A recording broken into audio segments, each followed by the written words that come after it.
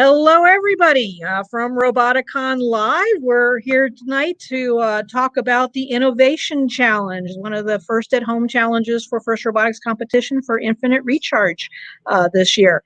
We've got great guests with us tonight. You saw during Roboticon, it's Paul Soule from Florida High Tech Corridor, and we've also got Michelle Mendez with us helping run the show. So everybody's going to pop in here and say hi. And we're really excited to, start these series off with a look at some of the different components of the innovation challenges and the different challenges. So tonight we're going to look at the innovation challenge, learn a little bit more about that. And then subsequent nights we'll look at the robot skills challenge and then also at the game design challenge. So we'll have some different guests with us each night. And we're really happy to be here with you tonight and kicking this off. So we thought we'd start with a look at the game manual and the section for the Innovation Challenge. And Paul and I were talking a little bit before we got going here about the challenges of narrowing down a topic, right? And how do you identify what the problem is? And when you look at the game manual, I'll pull it up here so I can see it for myself. The challenge is to identify a problem or opportunity and design a solution to help people or a community of people keep, regain, or achieve optimum physical and or mental health and fitness through active play or movement. There's a lot of stuff going on in that challenge. What did you think when I showed you that, Paul? I mean, you had a chance to kind of look it over a little bit. No, it's number one. I guess it's super exciting because this is, and in fact, it's exciting the fact that First is doing an innovation challenge. So they've never done, and so you can see just in reading that how wide the opportunities are and what you need to tackle. My first thought on it, reading through it, is really letting as you get your team together, is really having everybody on the team kind of start brainstorming thoughts on stuff and saying, okay, could be a challenge, could be an opportunity. Well, a challenge to do what? And so that's where they go and they, optimum physical and or mental health. Wow, that's pretty interesting right now. Even the wording challenge or opportunity. Yeah, so it's and I think certainly on the physical side of moving, and because they talk about moving, there are some of those key words in there I think that they'll be looking for. But as we had talked about earlier, it's one of the biggest, I think, in any kind of challenge like this, where you've got an end date and you've got to kind of keep moving, is to plan it out a little bit, but then don't dive in, don't try to get to a solution too fast. Really brainstorm the ideas of what might be the opportunity you want to take part in and develop. What challenge do you want to go after? I do know on getting emotionally attached to the challenge is a good thing. So if there's something that pops right out at you that says, this is what I want to go tackle, then that's often a great way to get energy pointed in the right direction for something like that. But certainly take your time going through. Yeah, and I think for a lot of students, just the idea of where do I even start with that topic, to who do I ask, right? Who are the kinds of people that maybe they might want to tap into to find out what are the biggest challenges you face in this area of movement and mental health and physical well-being. Where do you see gaps, right? Yeah. Who do you ask that of? And so that's a good, Terry, that's a great point, because I think one of the things that and we have the opportunity now, because we've all become accustomed to using Zoom and all the different ways of connecting with people, knowing full well that face-to-face might not work. So you can actually do, some quick research on who should I talk to about that, and to get an idea. That way, you aren't thinking that, okay, maybe I don't know everything about this subject. So you're kind of doing market research is really what you're out there doing. One thing is Terry, as I listen to your thoughts on that and who to talk to, you may want to throw in a question in your teams like, who shouldn't we talk to? And then maybe go talk to those people, as a way to, one of the things that in innovation that we think about a lot in the high tech corridor is boundary breaking collaboration. I think it would be easy if you're thinking of, you want to be the winning team. So you want to set yourself apart from everybody else. So how would you do that? Well, one way would be to be unconventional and really talk to folks that maybe nobody else is talking to, that you have this unique challenge or unique problem or unique opportunity that you want to go after, rather than trying to make it too broad, that you find a specific need that's out there and say, you know what, we just met a person that says, this is what I need help with. And it fits within that framework. That might not be a bad way to start. Yeah. Yeah, I think that's a good point. Because I when we've worked with projects like this before with First LEGO League and other things like that, and First LEGO League is commonly done. I mean, the students have been doing a global innovation challenge for a really long time, so it's a new experience for First Tech Challenge and for First Robotics Competition.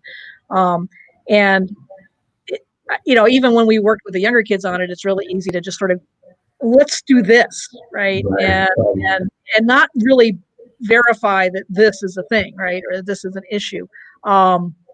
For the idea of, I mean, if you're looking online, even what do they search under, right? How do you even identify good research topics for it, or do universities, or is that a resource for students? Would that be a good place to start? Where they tap into different departments. I would hope that the universities would be open to hearing from students who are looking to get some information. Yeah, you bet. I mean, doing some searches and then kind of getting ideas from the searches just in general, and what might be interesting to dig a little deeper in really again sort of honing in on. In what is the problem that you're going after, that you're trying to fix, or what is the true opportunity? And believe me, and Terry, you've probably had this happen too. I have in the Navy, when I was in the Navy, in a lot of business meetings, you'll sit there and be talking through a bunch of stuff, and then you'll scratch your head after a while and go, wait, what problem are we trying to fix here? What's the deal? And so that's an easy trap to fall into. Yep, go so far off topic, you start playing around or something. Now it's good early on to talk really big, wide design thinking. Hey, I got all kinds of ideas, and then to kind of coalesce on something to go after. Right. What's an effective way to brainstorm something like that? What would you say? I mean, after you do some of your talking, right? I mean, you should you do your brainstorming while you're trying to isolate your project, or what would be the steps of that for a team? Do you think? Yeah, I think I would follow the kind of steps that are outlined in the way they have the challenge described. So I would sort of, and they talk about it. Hey. Idea, problem, or an opportunity. So that's two categories of things you're going after, and then just kind of go from there. Because what'll happen is then those other descriptors in the document that we're looking at right now, those other descriptors will come out and you'll sort of build those in. So whether it's innovation, invention, technology that you're thinking about. If you tried to think about technology first, you'd really zero in on a solution probably too quickly. So you really want to sit back and how to brainstorm. Honestly, the best way to do it is just write like crazy and don't worry about anything and just keep whatever comes to mind. I also think that in that brainstorming session that you have, to have somebody help you do that, you can really just ask a lot of interesting questions. Hey, what if, imagine if we could do this. That would be pretty neat, I think, to be able to. Yeah, I wonder if it would be helpful for teams too, if it's possible, if you could get a guest, an expert in that area or that field, whether they're doctors or engineers or occupational or physical therapists or anything like that, to be there when you're having your brainstorming session, right? Sure. And I think that might be a helpful way to move through. I mean, when you look at it, it's a cool open-ended challenge, but they have to be able to present it by March 15th, right? Right. And then we'll pull up the information in a little bit about what from the recent coaches meeting that was held in Florida, and so they have to have certain things ready by a certain amount of time. So how you project manage this, and how you manage your time on this particular challenge is going to be critical. And there's also the thought that, in addition to the innovation challenge, teams may be taking on the game design challenge and maybe taking on the robot skills challenge. And, how do you make sure that that you balance the needs for each of those? You have sub teams. How are you doing these things? Right. Yeah. One of the things I learned just as sort of a new guy in your world here was what came up in discussion back in kind of a follow-on to the November event, and that was how critical it was for teams to be able to communicate. So to be able to really have because to me, the way you're going to solve this with as short a timeline as they have, kind of constant communication that you're going to need to be able to do that. And I'm sure that, some of the kids some of the students were talking about, hey, we use Slack, which is great. There are all kinds of things that you can do that. And I also think, maybe another topic we ought to talk about is, what if you get stuck? What if you just can't, you're stuck, and then what might you do about it? Have you ever seen that, Terry, with teams kind of getting stuck? Yeah, I've been in a loop, right? They just can't break through that spot where you're stuck, right? Or you got an idea and you're like wedded to that idea, and even though it doesn't seem to be going anywhere, you keep trying to make that one thing work. So yeah, I've seen that a lot with adults in programs that we're doing when we're trying to do things here at the Fab Lab, and when we're looking at projects or trying to figure out a problem, how to approach it. And sometimes you just need to walk away from it, right? And think about something else for a little bit. And that I think can be helpful. Give people some time on their own, right? They'll separate for a little bit, write your thoughts down, right? And then come back. So those are some things that we've done that have been helpful. Yeah, no, in fact, I tell people I do some of my best thinking when I'm sleeping, so you have your little notepad by the bed. Right. Yeah. You're going to wake up with the perfect solution. So, there's an assignment. Every student takes a notebook to bed, right? Well, but here's the trick. And it's what you talked about. As fast as you can, get the team together to start thinking about it, and then build in those breaks, saying, hey, we're not working this day. We're going to take time off, and then come back and let's work through some other ideas, because I think each person in the team is going to have a different sort of specialty, a different, what they're good at. Everybody's got great ideas. And that's a good, you talk about a good way to, hey, how do you get yourself unstuck? Because you're trying to do this with the end in mind, but you don't know quite what the end is going to look like. Yeah. And that's why I keep thinking about the challenge here that they have to do, and they've definitely opened up it's pretty wide from what I can read, because you're dealing with physical health, potentially mental health, all sorts of different things, and then you weave in technology, just a great chalkboard, a great sandbox for creativity. It really is. And when I first saw that, I was trying to think about who are the kinds of specialists, who would I go to ask these things? And I actually was astounded at the wide scope of people you could talk to for this, right? It could be anything, like I said, from occupational therapists and physical therapists, mental health professionals, doctors, engineers, and who are active in biomedical technology or something like that. But also like phys ed teachers, right? Yeah, sure. Educators, right? People in different types of sports. I mean, it's amazing. I think all parents who have kids at home who've been, have kids who've been doing, classes online only, Right. are a great resource of, how do I, what kinds of things in technology might help me out. And that might be another kind of interesting thing, is what would be relevant in this particular challenge. What would make it relevant for today? Because it's, Right. I mean, the solutions are due here pretty quick. And so as I actually read through it, was, oh my gosh, whatever's going to get designed here, I needed it last year. Right. To be able to, whatever technology, it's like, it beeps at you, say, get out of your chair, or does something, for your, gives you mental breaks just for dealing with today. Yeah. Sure. Can we pull up, Michelle, the coaches information that they had provided recently? I don't see that up there anymore. They had given us a really good little breakdown on the different things that were due at different times. Oh, gotcha. Yeah. And so here, I think she's got it here.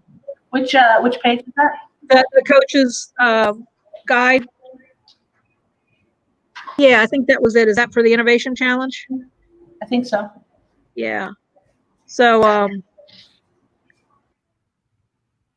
yeah, can you scroll down through that a minute? There was a ton thing where it had what they had to do, deadlines for at-home challenges. It was down near the bottom. I think it had the Innovation Challenge. So we'll go over some of these other things. That's skills competitions. I think it's down near the bottom. There you go. There's a lot of cool stuff there. There is a lot. Yeah. We'll get to those other ones later on too. Game design at the end. We should have approached them in the order of the thing. Oh, there we go. So the Innovation Challenge, that was the overview. That was a topic that they wanted. And then underneath that, it has a little bit more about what they need to do. So here you go. So they identified, define a problem or opportunity. So some of the stuff we've been talking about, to create a business model, right? We were going to talk about that a little bit too. What does that mean? Create a business model. And that can be, that very statement has to be brought in early. It's one thing to have this perfect thing, but if it's not can't become a business, it's not, producible, it's way expensive, or things like that. Those are, I'm sure, and Terry, you could help me out here on the types of things that you've seen in your career with this group. What does a pitch look like? How does the business model fit in? What are those things? When you hear business model, people think, well, it's how much am I going to sell for? Not necessarily, right? So, like you said before, how much is it going to cost? Is it cost prohibitive to, you come up with a really cool design, right? You're going to have a robot that chases kids around for exercise or whatever, Right. So then you have to factor in things like, well, safety, the cost of building it, the cost of maintaining it, the parts and things like that. How easy is it to source? So, how is it going to be funded? So that could be part of your business plan, right? So if you come up with a solution that's actually going to help, like children in inner cities or people who don't have access to nice outdoor spaces, and you want to provide it to schools, how is that going to be funded? What is an avenue of funding for that? So that could be part of your business plan, right? Not who's going to pay for it, but not necessarily the customer, but how could you fund it, right? How does this look in terms of how it might be used by the end user, right? Yeah. And as teams discuss that and try to figure out, okay, what is a business plan? What does the business model look like? That also would add sort of creativity to the discussion of potential problem. You may want to shift that opportunity or problem that you're going after, saying, hey, this one's going to be too complicated, or this one's just it's not quite right. But if we did it this way, if we made if we made the the exercise, the jump rope the high-tech jump rope that we're thinking about out of reusable materials or something like that, that could be all part of that business plan. Right.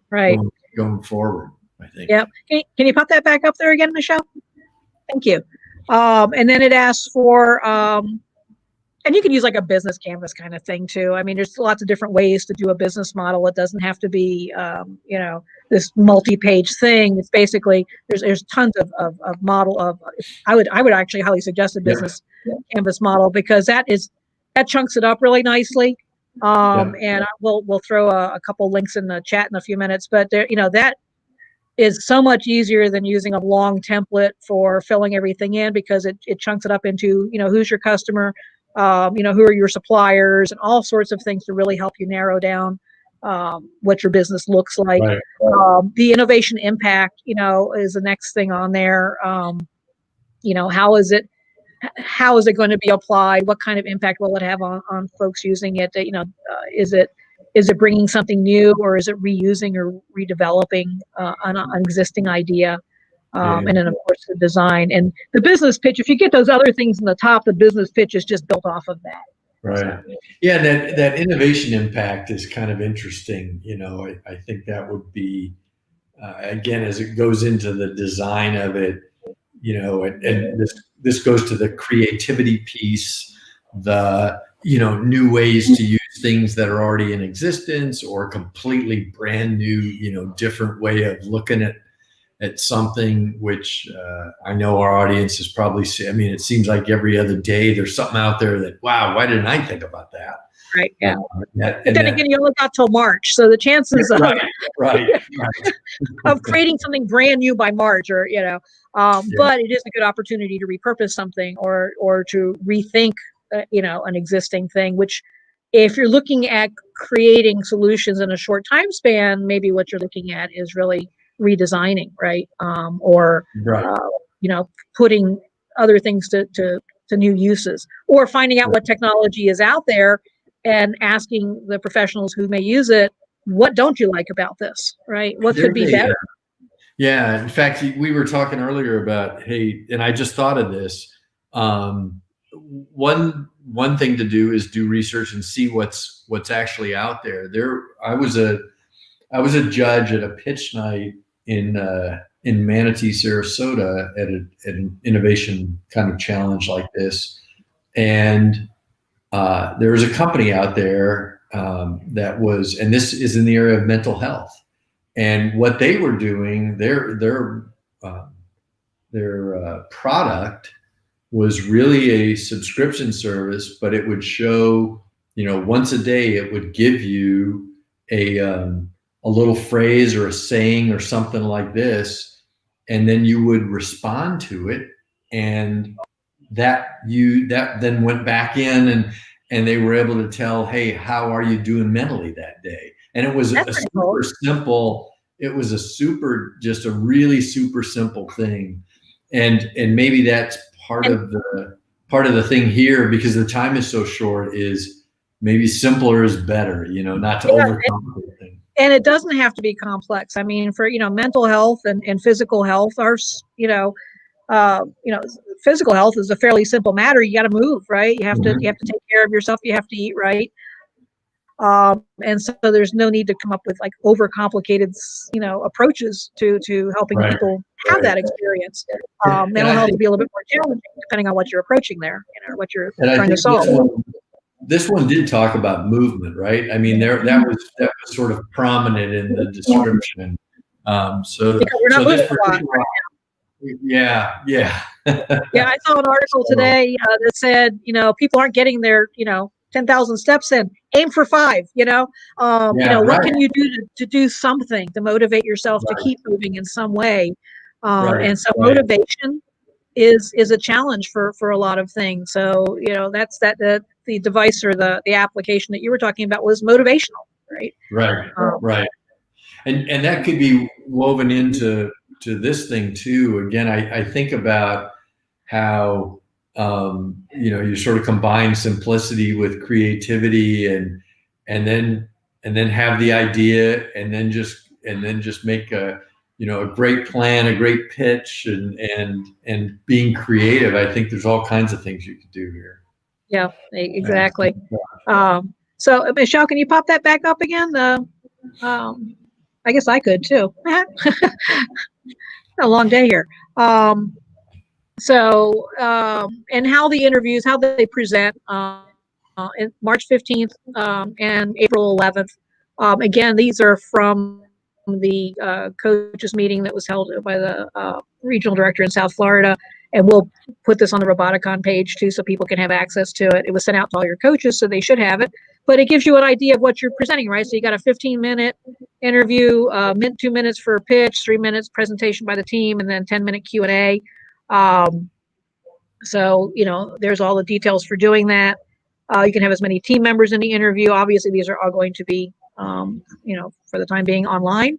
So, being able to practice that and present online is really important. But,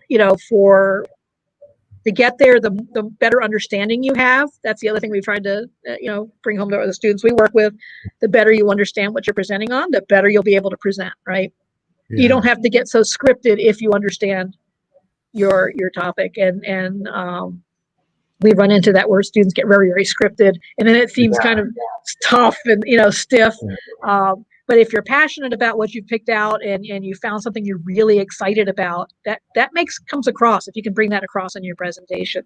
So that goes back to your brainstorming and identifying what you're really excited about. To that point about making it exciting and interesting for you and on the team, because that's going to give you the energy to keep it going. Right. If it's not anything that, well, why would I actually do this? To me, it would be, I would want to have something that I want to be the first owner of this thing, whatever this thing is, or whatever this idea is going forward. Yeah. What do you think about a personal approach? When they start looking at this different challenges, looking for the experts is important, but maybe sometimes it's good, especially under the limited time frame, to look at first maybe the approach is, what challenges have I had personally, right? And mental health and physical fitness, and put those things out there, and then maybe try to find out how common they are. I think that's a great way to do it, in a different way than what we had talked about earlier. Yeah. I remember in a discussion in the fall, again, it was kind of a pitch thing with venture capitalists, and it was very interesting to listen to the teams. And because you're in a virtual world and you really don't have a physical thing to present, you're really perhaps just talking about an idea. And to make that personal and to have that sort of personal connection, I remember one young lady who was presenting a medical device, and her story was, it's because her mom was afflicted by this disease, and that device was going to help her. And that just really made the audience want to lean in and say, okay, how can we help? Yeah. And so I think that's a good kind of way to approach it, with maybe as a start is saying, are there personal things that, imagine if you could do whatever, and it's based on a personal. What we have right in our own backyard, right? Or in our own homes that we want to look at, and then go from there, Yeah, no, I think that's great. I think that'd be neat. Yeah. And, I think, as you explore these things, you actually have to have discussion, right? So a lot of our stuff we've been talking about is Slack, but even online here, as we discuss it, you get new ideas. Right. And I think it's really important that if students can get online, if they can do Zoom or Google Meet or something like that, and actually have discussion about it, you start to get new ideas and you start to explore it a little bit better. And I think capturing those ideas is important as well, because what I've been in teams before where you hear a new idea, the 2/3 of the group is like, that's crazy. Okay, we'll put it in the parking lot. So you put it over there and let it sit. And then maybe 2 days later, it actually comes out as the winner. Because, so never, that would be sort of advice for me on brainstorming and that sort of thing, is never throw anything out. Always capture those force yourself to write it down. This sounds crazy. No, write it down, because those ideas feed on one another to really develop a solution. But one of the things that I've always thought was interesting about brainstorming is how do you know when to stop, right? Yeah. I mean, you do have a limited time period. You've gone through a whole bunch of things. You've exhausted it all. Maybe you're not all, and I've been on the sessions with teams where nobody's really happy with anything we brainstorm, right? Yeah. Like you said, you park them. You don't want to get rid of them necessarily. Right. But, how much is enough? When do you know when to stop? Maybe when do you know that maybe I would just do robot skills? Yeah. How do you know when to quit? Yeah. I'm not sure if there's a really good answer to that. I will share with you, Terry, what we talked about in the beginning was it's typically often in groups like this where you have a timeline. You got to get this done. I think it is the rare individual that takes enough time in the let's define the problem and let's think about what we could do. We are so interested in this is what we're going to do, and getting to that point. We just go right down that trail super fast, and I think of it as a closing window. If you're thinking about the entire universe of things you could do, and you think about this giant window, for at least a while, you want to keep that window open. You want to hold it open, because human nature is going to want to close it down to that one little point solution. And you say, hey, this is what I'm going to do. Dang it. Right. That's the first thing they teach in entrepreneurship in college is a student will come in with an idea or a solution or a problem, and they're going to make them go get 100 interviews from people. So that may be, another thing in the process is once you as a team kind of have a product that you think or something that now take a day off and then show people and say, what do you think about this? Right. That might not be a bad step either. Yeah, that's a good idea. And maybe take it back to those people that you started talking to, right? And see if they have anything to add to it. Or you do all that work. You do all that work and they come back and go, oh, you mean like this? And Yeah, right. Well, there could, that might happen. And then you go, well, shoot, it's already been designed, but you yourselves have gone through this process, gone through the design, thinking through that you'd be in a much better position than to go, but I bet you we could improve it by doing this. Right. What could we do differently to it? Right. And I think, that to your point earlier, Terry, about one advantage of improving something that's already out there is you already have a baseline.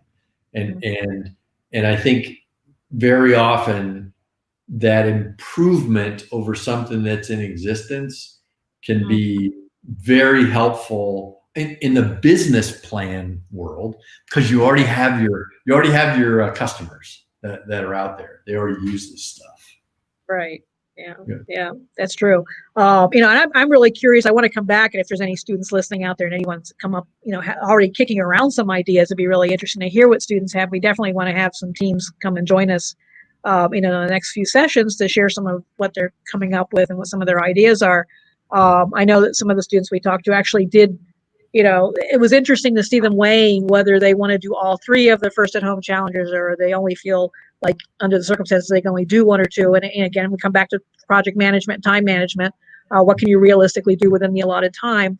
And it can be really hard for students to understand what those limitations are. Right. And I think lots of times I find out that you discover as you work with, well, they think, oh, we can do this.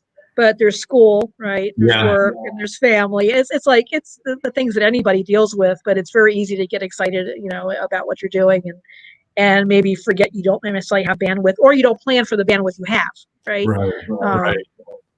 Now, do you find, Terry, that in your experience at project management with students, how about the idea of management reserve, about keeping time? Do you coach them into saying, hey, try.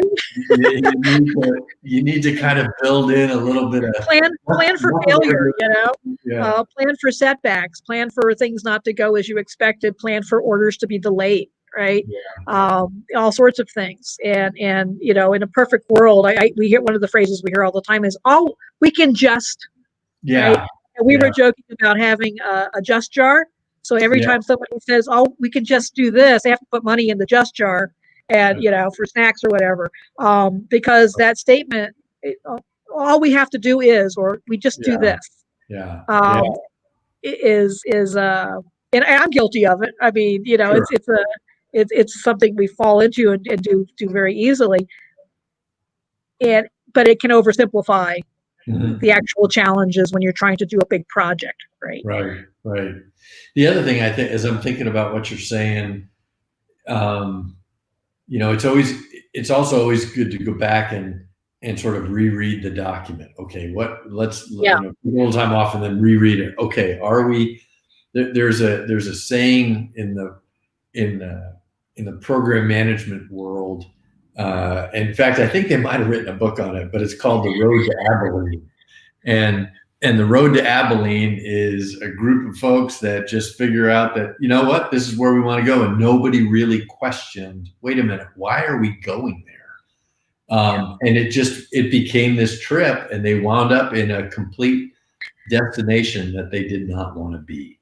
And I think going back to the original document, saying, okay, wait a minute, what are we trying to do here? Can spur some more ideas, I think. Right. That's something we always advise to read it carefully, you know, read it over, understand, even rewrite it, you know, put it down. What are the criteria? Put it on a whiteboard or whatever, or, you know, however you want to do it. What are the actual criteria? What are deliverables? Right. Because one of the things you had asked is, they actually have to build it. You know, on my initial reading, you do not. You have to come up with a design and a well illustrated and business plan and you know, and your documentation around your idea and concept.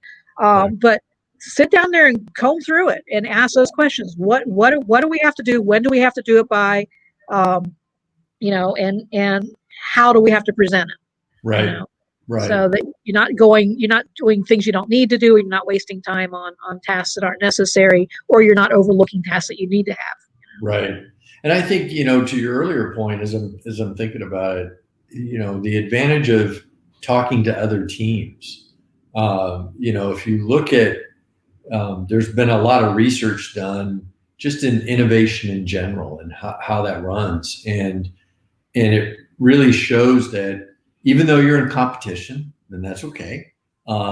If you can learn together as teams and still be in competition for a solution. Yeah.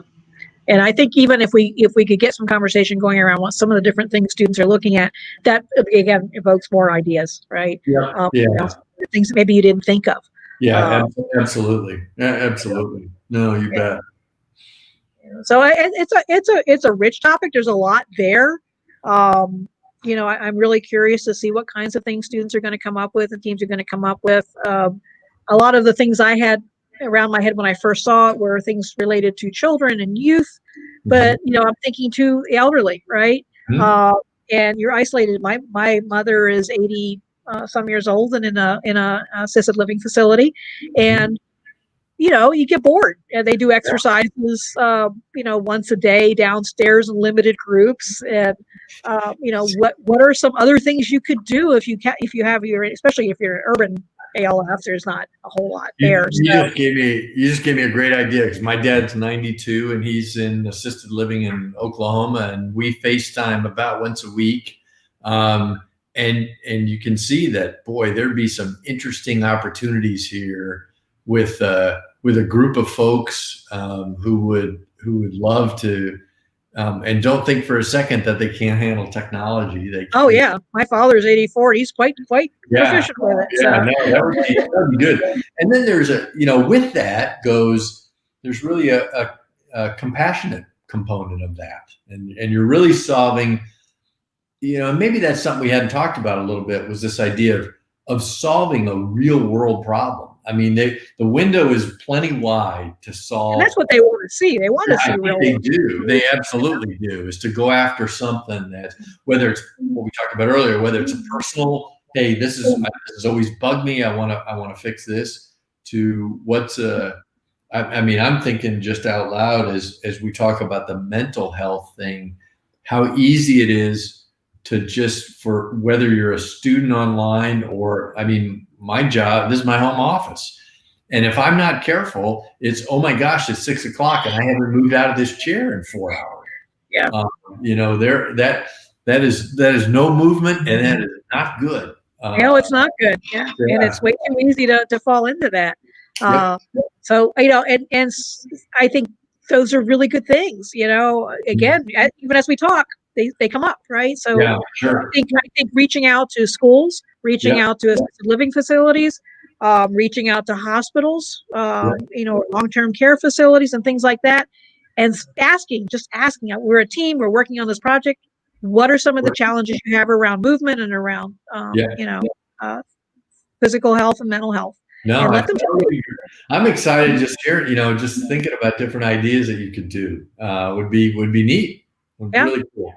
Yep. And things associated with pets. I mean, you could, there's just so many different things. One of the things I was seeing was, AI's pets and things like that, where you can't have a pet in a particular situation. Pets make you move, right? So there's another way to look at things. In Orlando, they have, and this is tied to the art museums, but they have, and there's so much technology here in virtual reality, augmented reality, that they have an app you put on your phone where you can tour Orlando, it's a walking tour of Orlando. And as you look through your device, you see something new that's related to where you are. I mean, it's pretty neat. There's some neat things. Yeah. So I hope that students will really explore some of these things and just get into their community. It's a great way we've been isolated, right? This is a really good opportunity to reach out, start talking to people, especially because everybody's had plenty of experience now in being isolated and being alone and being limited in where you can go and what you can do. I think this is a really great time to look at, asking some questions and getting some real communications going around the challenges that a lot of people are facing. Yeah, no, absolutely. No, there's the sky's the limit on this. That's for sure. Yeah. So if students, and we don't have to go the full hour here, but if students are looking, we're actually doing pretty good. If students in different areas are looking to get some feedback from different facilities or different individuals, what's a good approach? Cold call? Is it better to start with somebody? Here's what I would do, and that's a great question, because we're all. I mean, shoot, I'm doing that in the business here with the high tech corridor. I'm constantly. I did it to you. It's like, hey, we're doing the show. And that's where Terry, you're really good. You're really good at this. If you're passionate about what you're doing and the information that you're trying to get. So you're sitting here and you're saying, okay, who would I talk to? Okay, I want to talk to a university. So I want to talk to my doctor or something like that. So how would you approach it? I would, whether it's an email or a connection through, what often works is just connections through people you already know. So cold calls are really hard. That idea that you're going to sort of send a note out to somebody, generally, for the time that you could waste a lot of time doing that. So maybe that's part of that early discussion in your brainstorming. Who do we know? Who do you know? It's exactly right. It's who do you know? And so our youngest daughter is doing an online class with entrepreneurship, and she needed to interview an entrepreneur. And so I'm thinking, okay, who do I know? Probably don't know anybody necessarily, but I know some people who know some other people. And that's the easiest way to do it, because then they can help you make that call and say, hey, this is what we're really trying to do. I also think it helps in that discussion to explain why specifically you want to talk to that person. Hey, Terry, I've heard you're do all this great work here in this area of Florida. I'm interested in learning more about that ecosystem, because this is why it's so important to us. I'd love, 10 minutes just to be able to talk to you. And that passion, I think, comes across. And people say, I want to help. Right. And students shouldn't be, and I think it's stronger coming from students. I get approached by students a lot, and I'm happy to do that anytime. You know, and I'll throw my email in there. You know, there's the more connections we can make, especially as students, the better. You learn from other people. You have those connections for a lifetime, and especially for first students, you work with a lot of mentors. So reach back into your sponsors, right? Go to your sponsors and ask them for ideas or for connections and say, we're working on this challenge. Who do you recommend that we talk to? What should we do? Right? What direction should we go on this? And I think that's a really good way to tap into sponsors as well. You know. And I think those kinds of questions where you're asking them, hey, they really know what you think. Very few people will turn that away. You know, they'll say, yeah, oh, you want to know what I think? Okay, tell me again what you're working on, and that works out. Out. So that'd be a good way to approach it. Is who do you know, and then even the other one technique that works, I think, exceedingly well, is if you think about you want to sort of as quick can get to kind of a larger network than your own. So in your own network, as you approach these folks, just say, hey, I'd really like to know who you know that would, and then describe for them who you're looking for. Hey, I'd love to meet somebody who may work in an assisted living facility that would have hands-on experience trying to understand the challenges of the elderly with movement and those kinds of things, without approaching them. Hey, what do you think? Just say, who do you know? Yeah, I usually start with who do you recommend? You know, absolutely. Who do you recommend? No, that's a great way to do it. Yeah, but again, with an eye to your timeline and to your projects, right? So you only got a limited amount of time. So chart it out. How long are you going to take to brainstorm? How long are you going to take to find the people to speak to?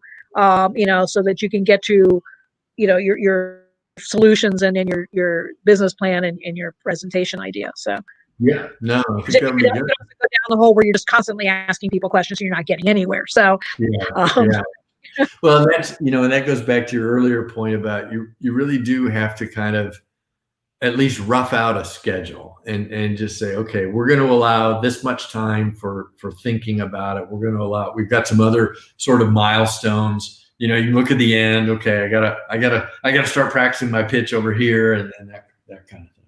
Yeah, exactly. So we'll definitely put a few things. If I don't get them in chat here, I'll definitely put them on the website. Feel free to put my email in there, Terry, and I'm happy to talk to anybody if they're interested. I'd love to find out what they're doing. Yeah, and so you have resources. The Florida High Tech Corridor goes a long way. And there's a lot of medical in the area. So give them a heads up to your students. Yeah, I'm continually amazed at the kinds of research, and don't let that term scare you, like research. Oh my gosh, no, these are passionate folks who would love to help you think through a problem and what it might lead to. You bet. Could we do an informal poll of the corridor folks? I mean, just a casual question. What are some, so we can do that. So let me do this because we have our calls on Tuesdays. So let me throw out there kind of an informal poll. In fact, if I'm technology savvy enough, we'll do it hooked to the Zoom call itself and do a little poll on there and stuff. So, see what we can do. So you bet. Yeah, that'd be great. But definitely for students that are listening, if you're in the Central Florida area, the High Tech Corridor is a great resource. And you got STEM Connect as well associated with it. So the things are there, the resources are there. I would turn to people because of the limits in time that you have rather than endless Google searching. I would really turn to people in the community starting with what are the challenges inherent in your community, right? In your families and your team members, your school, right? And just go out from there and then, talk to people, right? You can do the Google research, but that can be a rabbit hole, right? Yeah. And the more your research after you narrow it down, Yeah. The more I think about it, Terry, you can do some Google research, but I think again, to really tackle and get the passion for the problem or the opportunity that you're trying to figure out, I think talking to people is the way to do it. Yeah, I think so too. And again, given the time limit you have, I'd love to hear back. When we come back in a couple weeks, we'll be looking at the robot skills challenge and with the autonomous navigation and some of the other things that are involved with that. So we'll be looking at some of that. We might be able to run some field matches on here or field runs and have some discussions about autonomous navigation. Students we have on the Edgar Allan Holmes are good programmers. And we were talking about doing like a workshop or a session on that. So we'll probably do that in a couple weeks. But, as students develop these ideas, we hope you'll share back and tell us what you're coming up with. If you have questions or you hit a snag or, a particular challenge, let us know. And we'll all work together to help each other out and see what we can come up with. Because it would be really exciting if the Florida teams all came up with some really cool solutions that would really help people in this area. So that would be great. Yep. So I think we've covered just about everything, and thank you again, Paul. Don't go anywhere. We'll chat a little bit when we're done here. This is archived on the Robotics pages, and we'll put in some resources and things, and we'll keep the conversation going. And we will see you back here. I believe we said February 12th, but it's on the website and it's all teed up there for our next chats. And good luck, teams. You got this. It's going to be a lot of fun. It will be. Good luck.